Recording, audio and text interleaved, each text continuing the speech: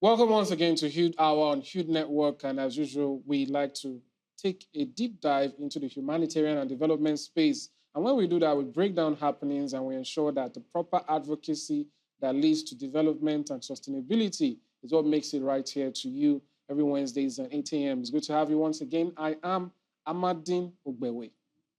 And I am Jonese. Thank you so much for joining us. Hi, Amadine. How are you doing? I'm good, and you? I'm good. How's it been? It's been well. I like the black, shine black like a damn. I like the. I want to change the lyrics. Yeah, that's a good one. I appreciate that. It's good to always let us know that black is beautiful. Which refers to you actually also, and it's good to. I think we're more in sync today rather than last time. We're more corporate. So anyway, let's hope it keeps on that way. You were going to say? No. I wanted to say we are already in corporate. We're on corporate. Indeed. Yeah. So sadly, our topic for today is not something that's as joyous, but we will be bringing light to it and solutions along the way. Malnutrition. It remains a major global health challenge affecting millions of people and contributing to high rates of disease and mortality. Nutrient deficiencies, particularly in essential vitamins and minerals, weaken immune systems, hinder child development, and reduce productivity.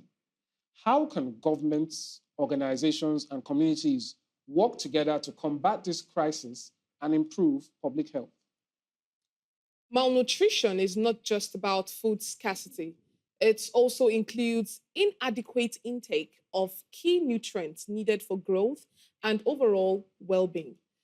Organizations like UNICEF and the World Health Organization, WHO, are driving large-scale interventions, including food fortification, micronutrient supplementation, and school feeding programs. These efforts aim to prevent malnutrition, treat those affected, and promote long-term nutrition security. On today's edition of HUDE Hour, we explore how global initiatives are addressing malnutrition, the importance of nutrient supplementation, and the role of sustainable food systems in promoting better health. But before that, here are our headlines from latest developments. Now we have UNICEF warns of funding crisis for life-saving child malnutrition treatment. In other news, the African Union, AFDB, launched initiative to tackle malnutrition. And finally, Indonesia launches free meal program. Now, we'll go on a break. When we return, we'll delve into further details. Don't go anywhere.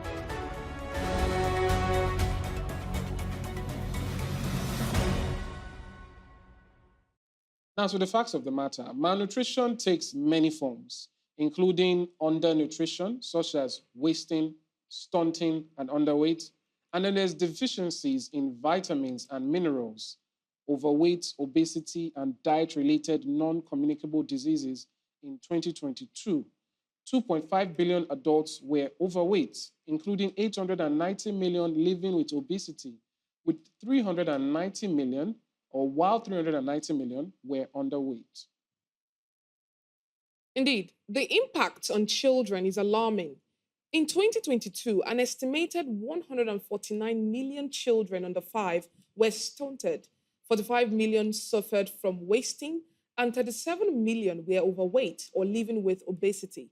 Nearly half of all deaths among children under 5 are linked to undernutrition, with the highest burden in low and middle-income countries. Indeed, the consequences of malnutrition extend beyond health, affecting economic growth, education, and social development. Addressing malnutrition is crucial for sustainable development, ensuring a healthier and more productive future for individuals, communities, and nations. We'll explore these efforts in detail after the break. Don't go anywhere.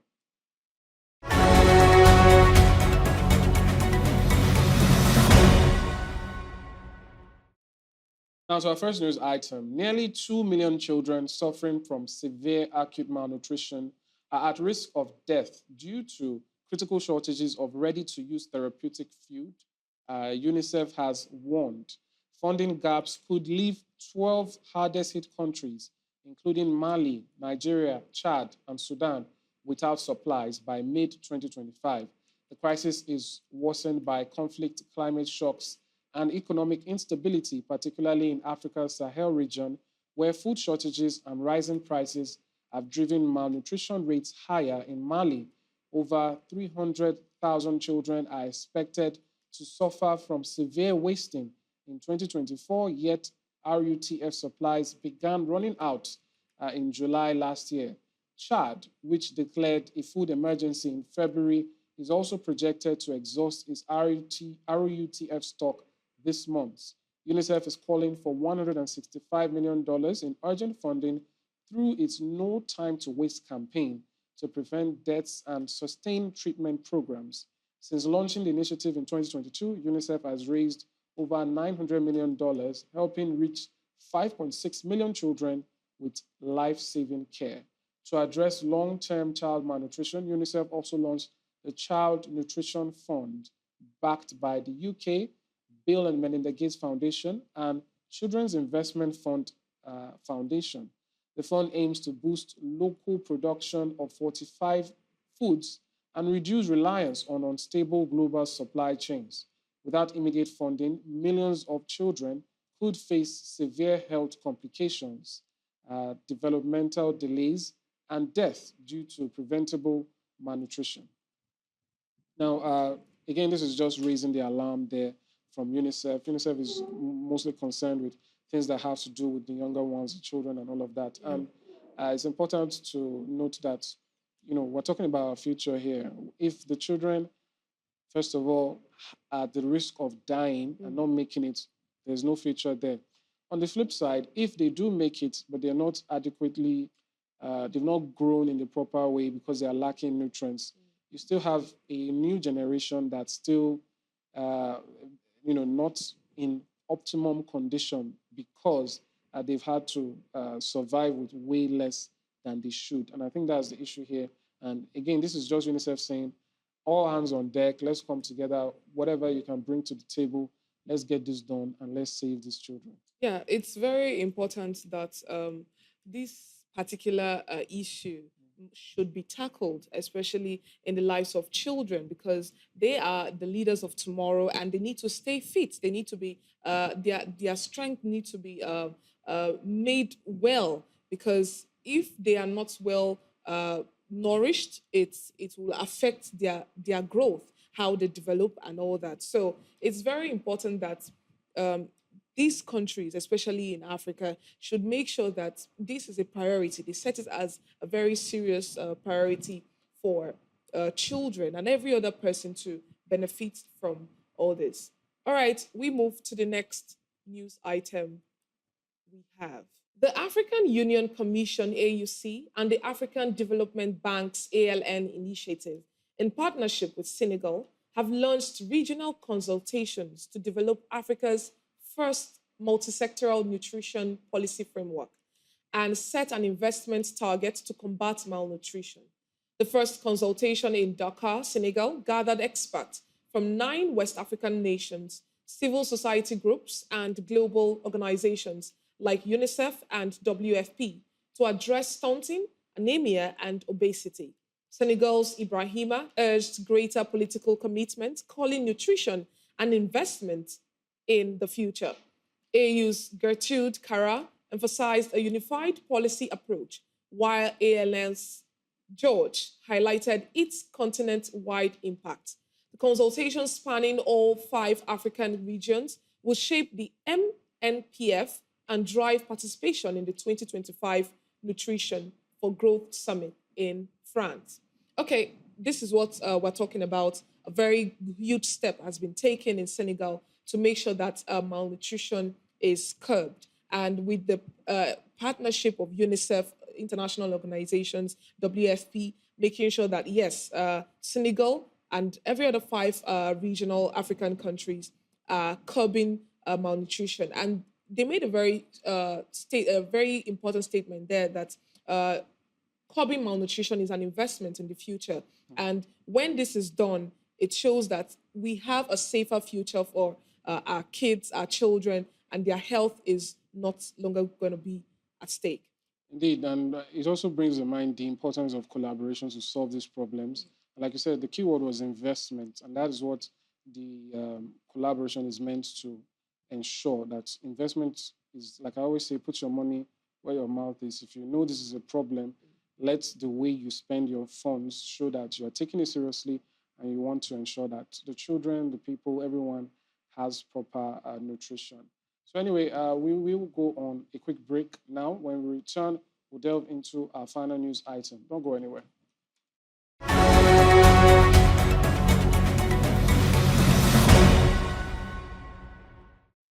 Now, the Indonesian government has unveiled an ambitious free nutritious meal program aimed at tackling malnutrition and promoting healthy eating among students in underserved communities. The initiative, a flagship policy of the president who took office in 2024, seeks to provide free nutritious meals to over 82 million students and pregnant mothers across the country within 5 years. A statement from the Presidential Communication Office spokesperson described the program as a groundbreaking effort in Indonesia's history. Indonesia's education system, the fourth largest globally, comprises over 60 million students in more than 400,000 schools. The program's key features include high-quality balanced meals prepared with locally sourced ingredients to ensure freshness, along with central kitchens to maintain quality control. The initiative has received strong backing from international organizations, including the World Food Programme, the United Nations Children's Fund, and the Food and Agriculture Organization.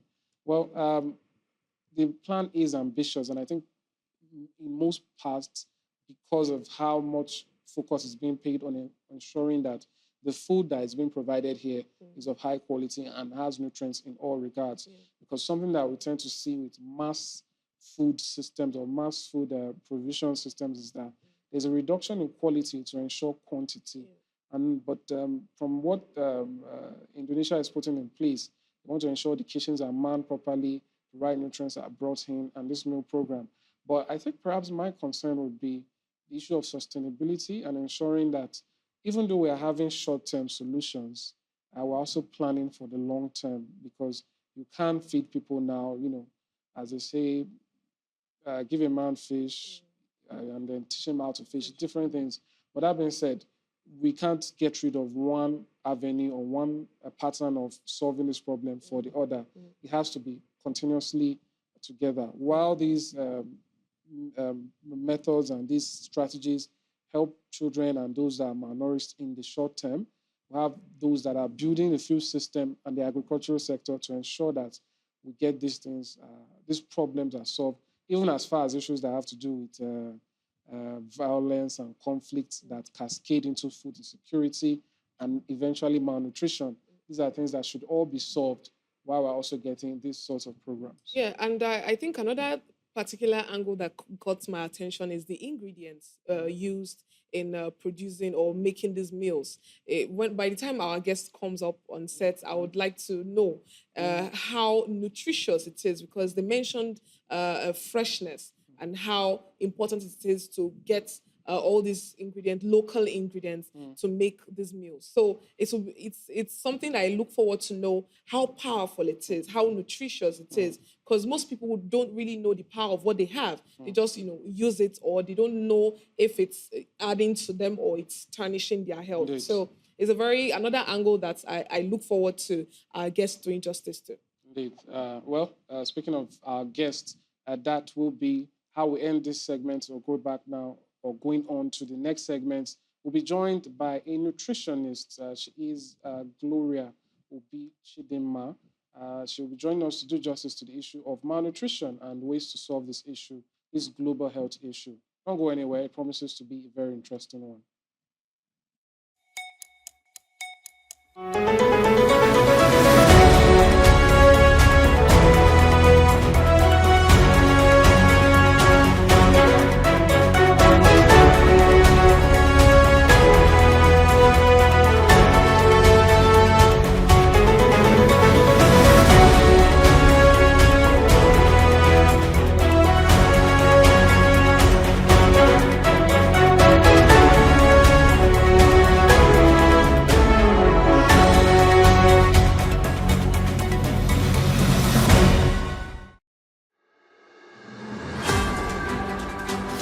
Every day, amazing stories of hope and tenacity unfold across the globe. On HUDE Hour, we dive into these inspiring tales and discuss the vital work being done in the humanitarian and development space. Humanity has never faced a shortage of challenges, yet we rise stronger through teamwork and determination.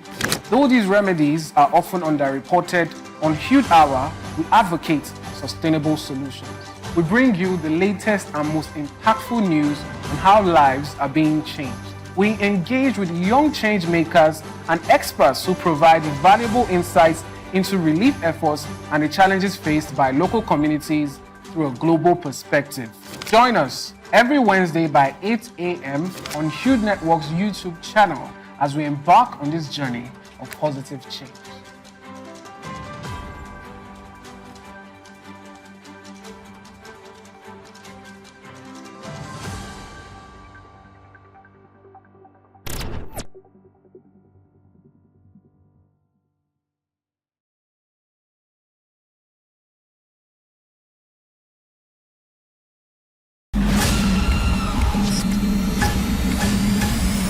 Hey everyone, let's face it, our world today experiences numerous challenges.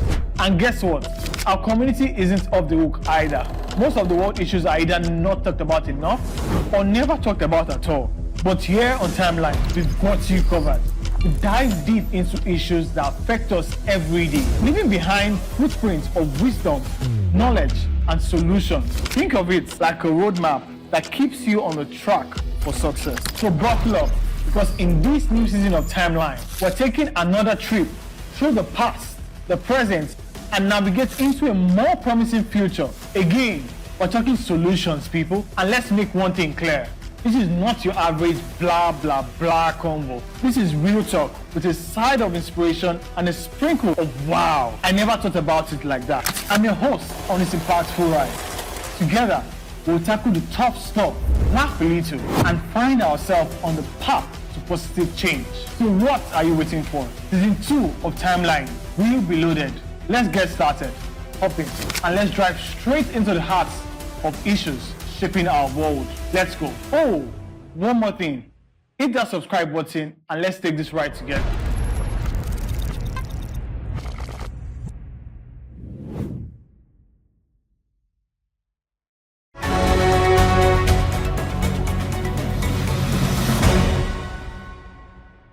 Welcome back. The matter of the day is still combating malnutrition. We've been joined now by a nutritionist, Obi Gloria to break it down how we can achieve this lofty goal. Welcome to the program, Gloria. How are you doing? Thank you very much. It's good to have you. I'm so happy to be here. Thanks for coming. So maybe before we start delving into solutions, let's start with how have the causes of malnutrition sort of evolved from the past up to date? Well, malnutrition is no longer news. Everybody now knows nutrition. But over time, people thought that malnutrition is the poverty aspect of it. But now, because of nutrition transition, things have trend. Everything has evolved. We now have overnutrition. Apart from undernutrition, we now have overnutrition. We have micronutrient deficiency. So, like earlier stated, malnutrition is, nutrient deficiency or excess of nutrient. So, in a case where there is little nutrient, it causes the deficiency, which is now the undernutrition. And then when it is too much, we now have the overnutrition. So, over time, it's no longer the status quo of poverty, or now we have globalization. Immigration, all those things has now evolved. There are things that are coming up under malnutrition. Diseases, there's a lot of it under malnutrition. So basically, even someone who's wealthy, who keeps eating perhaps one particular food source or maybe carbohydrates again and again, they can also be malnourished, even with all that wealth. Of course. Disease of the affluence. Disease of the affluence. Okay, you talked about poverty. Yes. This brings me to my next question about common misconception about what's the difference between nutrition and malnutrition. So I just want you to tell us what is the difference between nutrition and malnutrition? What are those common misconceptions people have about it? Okay, the most common misconception is that malnutrition is only for the poor people, that it is only poor people, people that are prone to poverty, that suffer malnutrition. But it's no longer so. Like we said earlier on, rich people even suffer malnutrition. When you're eating too much because you have money, you're prone to malnutrition. In public health, we have some common public health deficiency or nutrient of public health importance, and some of them are iron deficiency, where we have anemia. Anemia simply means shortage of blood, and it can lead to child and maternity mortality. And then we have iodine deficiency. Iodine deficiency causes goiter, where you have the protruded, area here below the neck. And then cretinism in children. You see some children, they have stunted growth. They're looking a certain kind of way, like they're autistic. Some of us call them imbeciles. Something looking like that. That is cretinism. And then we have vitamin A deficiency. The vitamin A deficiency causes night blindness. So these are public health, nutrients of public health concerns. And that is why fortification comes in. These nutrients, in order to combat them in a population, in large-scale population-wise, they are now introduced into food, cereals that are in the market, like flour, milk, margarine, so that malnutrition can be curbed in that way.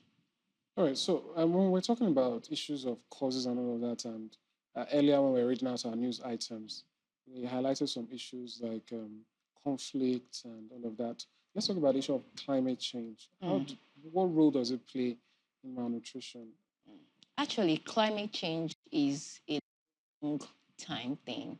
What we see is climate variabilities or climate extremes, where we have excessive rainfall, excessive heat, flood. And when these things happen, when these climate extremes happen, it affects food production. It affects food availability. And these are dimensions of food and nutrition security. Where there are no food, people cannot be able to access food. Foods are not available. And it's even alarming because these are things that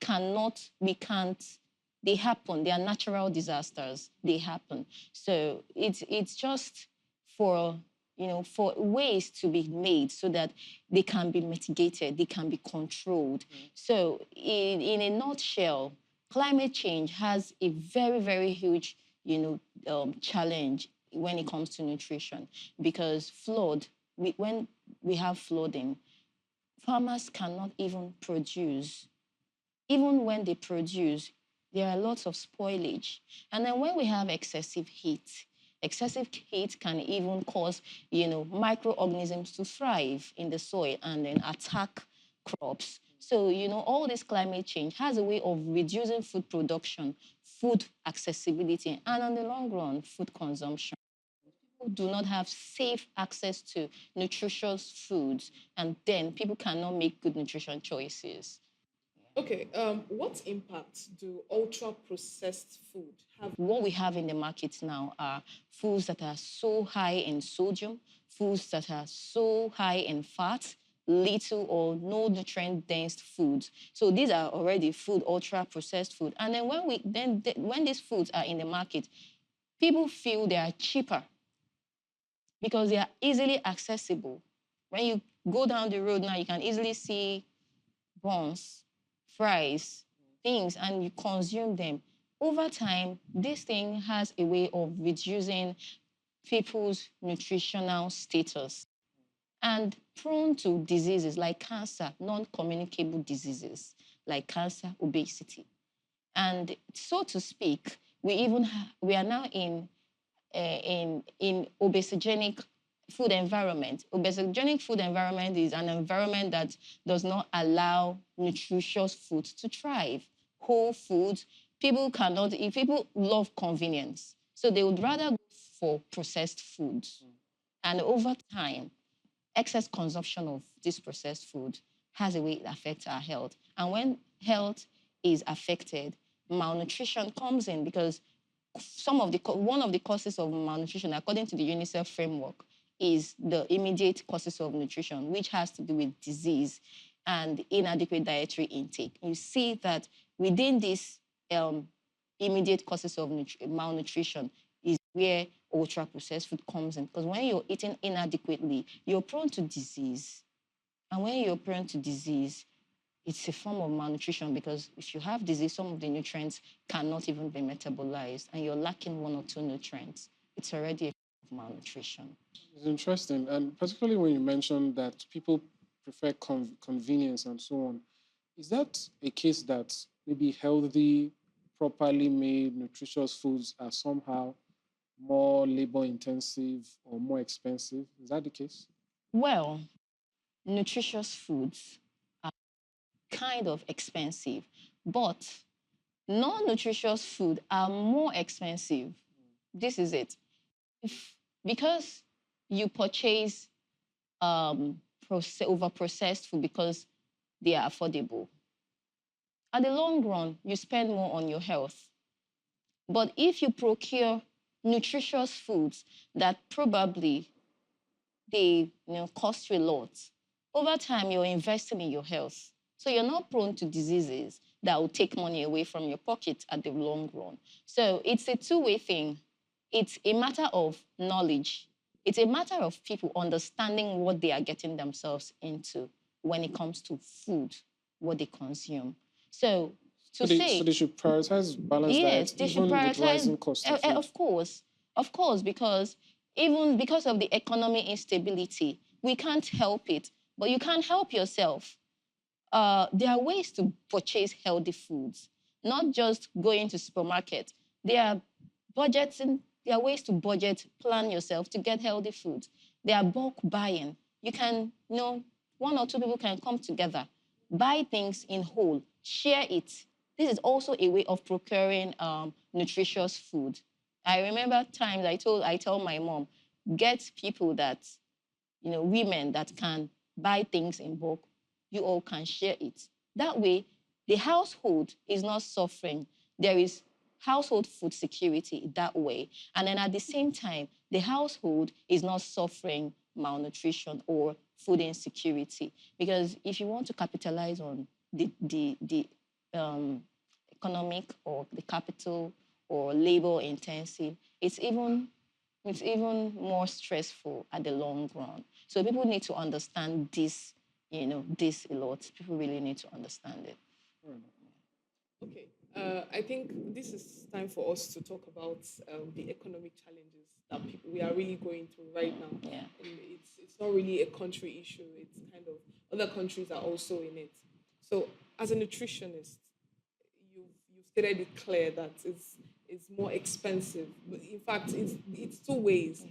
It's expensive to get nutritious food, and it's also expensive to get the ultra processed ones. So the question is, how can people actually still get this nutritious meals, even in a thriving economy like this, when the rising of economic, the rising of economic things are going on in the country? So how can people actually purchase or live a healthy life? Well, it's very good to know that first, nutrition is multi-sectorial, it is multifaceted, it is all-encompassing. First, sometimes people make unhealthy choices because they are ignorant. They don't have pre-information to what they are getting themselves into. Here, what can come to play is training, nutrition education. Nutrition education. People really need to know that to eat healthy, you don't really need to break the bank. Like I mentioned before, people can purchase things in group. People can be taught to budget, family budgeting. Then in the economy, government can help mitigate poverty, because what happens is that sometimes people do not have the money to procure this food, apart from the fact that they don't have an idea. But The government can also come in to to make a form of a playing ground for jobs. When you talk to people, they'll tell you, I don't have a job. I do menial jobs. So there are so many things that come to play when we talk about something like this. There are employment. There are proper healthcare system. There are nutrition education. Because when you even have your money, that is where we see developed countries still suffering malnutrition. I mean, everything is well there, but nutrition education is key. People need to know what they are doing when it comes to healthy food. So it is multi-sector, it is diversified. People really need to know that eating whole food is good for them. People really need to know that cooking homemade food is good for them. People really need to know that washing their hands, water, sanitation and hygiene, is safe and healthy environment is also a way of contributing to good nutrition. Because if you're using contaminated water to cook, you're also introducing microorganisms inside that food. If you buy a fruit that requires you to consume wash before consumption, and you are able to purchase the fruit, but you don't know that you're supposed to wash before consumption or even wash your hands before consumption, you're already introducing a parasite inside. So nutrition education, proper funding of nutrition programs in the streets, people need to be taught. People need to be told what foods that are good for them, healthy food, whole grains, healthy foods, food that they can even find around them. And apart from that, people can still grow their foods. I think it takes me to the next phase about what the role of indigenous foods in all of this. There's a mentality that, if it's natural, if it's green, if it's bitter, I don't know, sometimes it means it's making your body strong and so on and so forth. But on the flip side, I just want to add to what you said before. My own rudimentary knowledge of nutrition, I also understand that there are also specific ways that nutrition or the nutritious aspects of food can be lost, that people think is actually them doing the right thing. I understand that some nutrients can actually be washed off. Of course. So when people say, I want to make it's very clean, and then you end up taking away all the things. I think I've heard of potatoes and the outer parts. The one we know is people slicing vegetable in the market, and they come back and wash it, and then the water is flushed out. Talk more on that, please. Yes, that's where education comes in. That's where knowledge comes in. People don't really know that there are nutrients that are water soluble. Yeah. And most nutrients in fruit and vegetables are water soluble. So when you cut vegetables and then you wash them, the vegetables are already open. The vessels of the vegetables are open, so nutrients can flood out. So when they cut this vegetable and comes in and wash out the water is green. See that green content? That is a phytochemical. That is a nutrient. And then it's being washed out. So people really need to know. That is where education comes in. People need to know how to cook. There are foods that you don't overcook. There are foods you eat raw. There are foods you process before cooking. People need to know about food processing, food consumption. There are ways you store your food that if you store your food in, for instance, you buy tomatoes, they are perishables, and then you just keep them there. Give it 2 days, it will spoil. But if you buy those tomatoes and grind them and store them inside the fridge, even if you don't have a fridge, grind and cook and store. You can even put oil on top of it, store it. It will last you than the raw tomatoes. So people need to know how to cook, process, and consume. I think we're going to need a special HUDE hour for that. Yes. But the question I asked, just so you round up, the issue of indigenous plants and how that plays a role here. Yes, indigenous foods are whole. They are in their whole form. Indigenous food are opposite of ultra-processed foods. You've used that word whole a lot. Yes. Whole is a word in nutrition that cannot be taken. we can't sideline it, because when we say whole, the nutrients, everything is still embedded in it. Whole grains, like your beans, your peas, your food, your potato, your sweet potatoes, all of them whole. Now, when it comes to indigenous foods still has their potential nutrients inside of them. And there are foods that are underutilized. Most of them are underutilized. Let me tell you one. You know maggots? Do you know there are maggots that are edible? Edible, and they are edible termites. These things that fly in the light. Those things are indigenous foods that are underutilized, and they are so nutritious. There are other fruits, vegetables in the bush that are still in their virgin state, that has not been discovered. So all these indigenous foods that we know in our homes, even in our compounds, that we sideline them, we look at them like, are they not, is it not this one? And we just go and procure the ones in the market that has already been added with vinegar, and then you come and, you know, they are still in their raw state. Their nutrients are still 100%. Do you get? So that's what we mean by, and they are really rich in nutrients. Yeah. All right. Because of time, I think that's where we'll round up for now. Hopefully, we get you back for a special episode. Maybe, I understand you're a recipe developer. Maybe you can put us through some of your recipes and your special process and more of that education on nutrients. And also tell us the ones to cook less, not to overcook. Because when she made that statement, it brought me to when someone was telling me when he traveled abroad and he saw when they served them food that was not really cooked, like the egg was not boiled, nothing. It was just so raw. And I was like, you people eat raw things in your country? And imagine somewhere like us here, over here, we won't tolerate that. Indeed. So I think we'll probably get to that, because we like to proffer solutions here. But it's been a pleasure talking to you.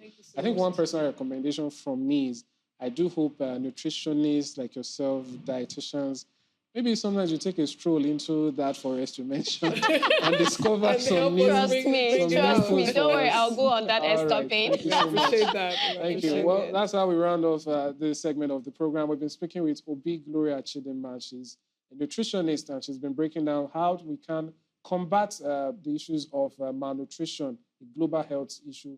And we've surely gotten some tips and things that we can do as a people, even the part of the government and organizations, to ensure this is done. Don't go anywhere. We're going to break now. When we return, we will be delving into verified voices. Stay with us.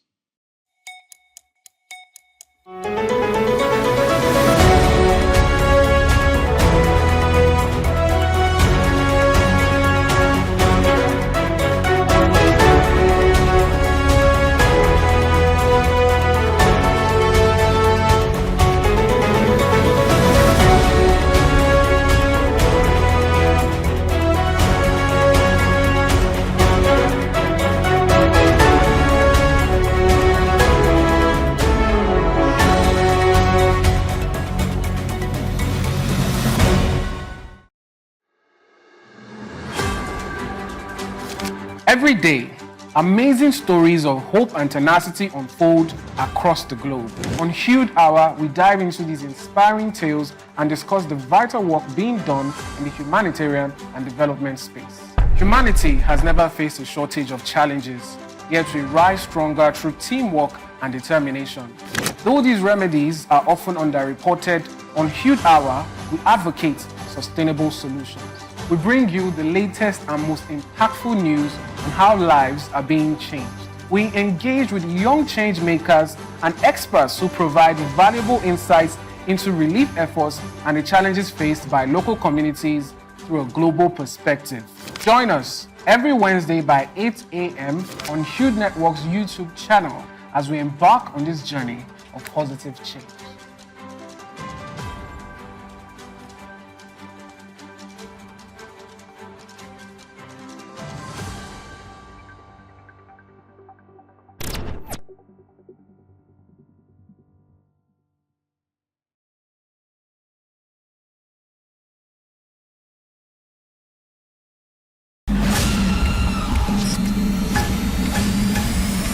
Hey everyone, let's face it, our world today experiences numerous challenges. And guess what? Our community isn't off the hook either. Most of the world issues are either not talked about enough or never talked about at all. But here on Timeline, we've got you covered.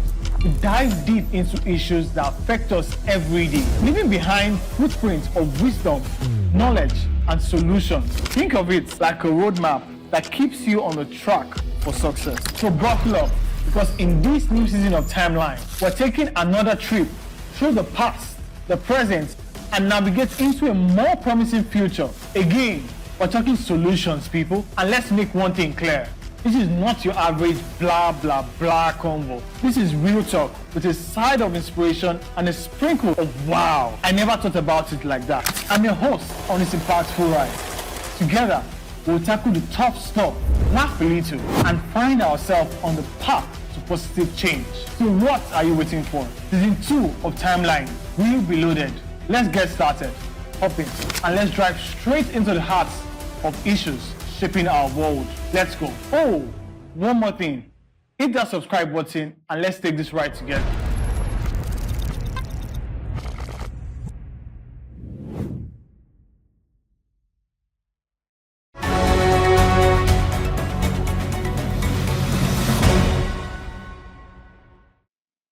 Welcome back. Now we're moving into our Verified Voices segment, and that means we've been joined now by Paul Oladipupo.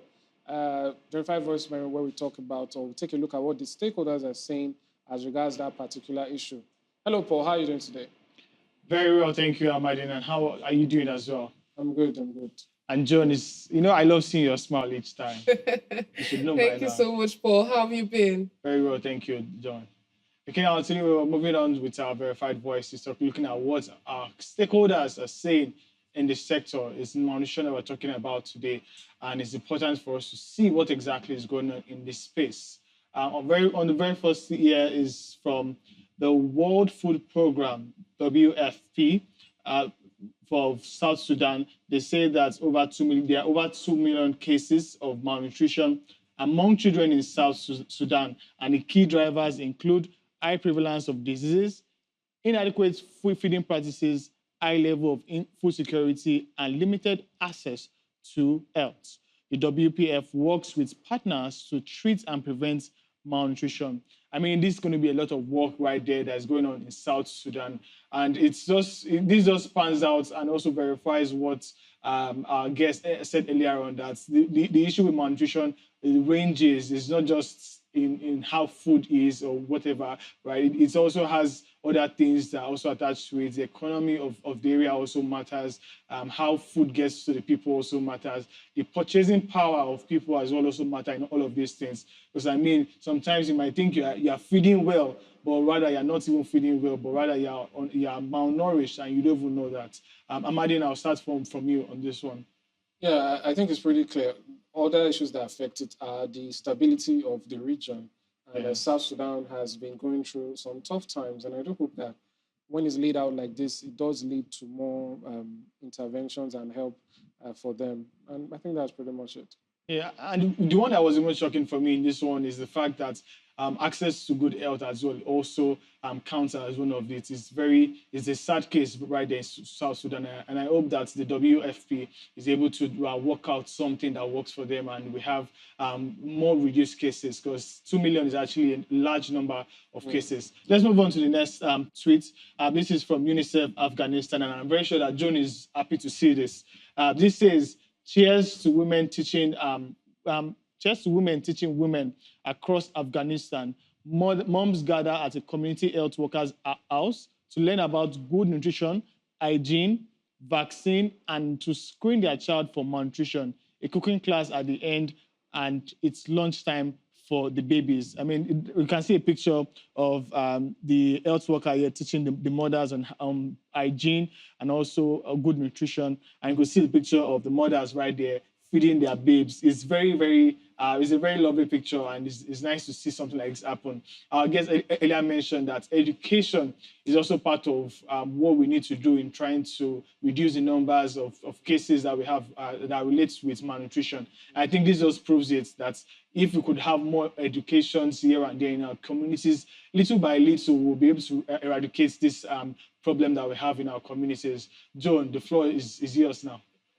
I mean, I'm excited. You know, that particular sentence, cheers to mom, women teaching women, you know. Yes. It's weird to see something like that, but yeah. Well, it's not weird. I don't think it is. It's something very interesting to me. And women are the people that bring in lives into this world. Yeah. So they are actually in charge of, you know, letting out, you know, inculcating and teaching themselves, you know, helping themselves and other vulnerable ones that, okay, you have to do it this way, you have to do it this way. You are the major factory of producing children. So you should make sure that their lives are in good hands, their nutrition also their nutritional life is also on a very good line. So I'm so happy the women in Afghanistan, and I also look forward to other women in different parts of the world, you know, to take up this particular step